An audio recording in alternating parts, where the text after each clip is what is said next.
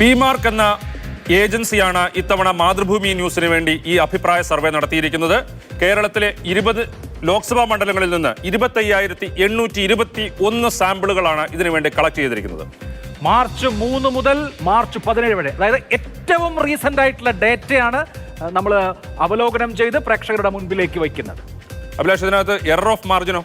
Error of margin +or-3 ആണ്.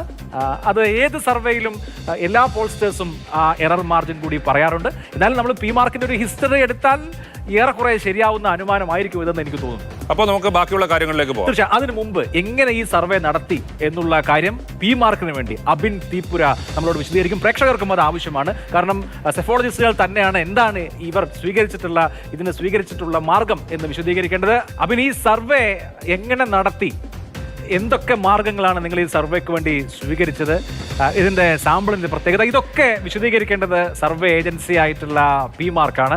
അബിൻ, പ്രേക്ഷകരോട് അതൊന്ന് വിശദീകരിക്കും. നമസ്കാരം, ഞാൻ അബിൻ തീപുര, PMARC എന്ന പൊളിറ്റിക്കൽ കൺസൾട്ടിംഗ് ഫേമിന്റെ സ്ഥാപകൻ. 2020 ബീഹാർ ഇലക്ഷൻ മുതൽ ഇങ്ങോട്ടുള്ള എല്ലാ സംസ്ഥാന ഇലക്ഷനുകളിലും PMARC ഒപ്പീനിയൻ പോളും എക്സിറ്റ് പോളും പബ്ലിഷ് ചെയ്തിട്ടുണ്ട്. ഇതുവരെയുള്ള ഞങ്ങളുടെ എല്ലാ പ്രഡിക്ഷൻസും ഓൾമോസ്റ്റ് 100% കറക്റ്റുമായിട്ടുണ്ട്.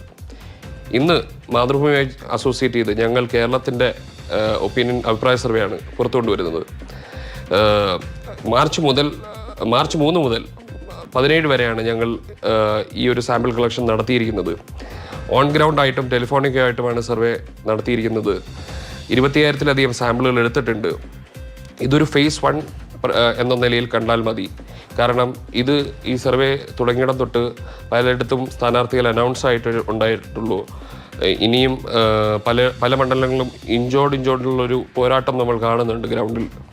അപ്പം അടുത്ത മാസം വീണ്ടും ഞങ്ങൾ അതുകൊണ്ട് തന്നെ മാതൃഭൂമിയായിട്ട് ചേർന്നിട്ട് വീണ്ടും കൂടുതൽ വ്യക്തമായിട്ടുള്ളൊരു അഭിപ്രായ സർവേ ആയിട്ട് വരുന്നതായിരിക്കും. നന്ദി, നമസ്കാരം. യെസ്,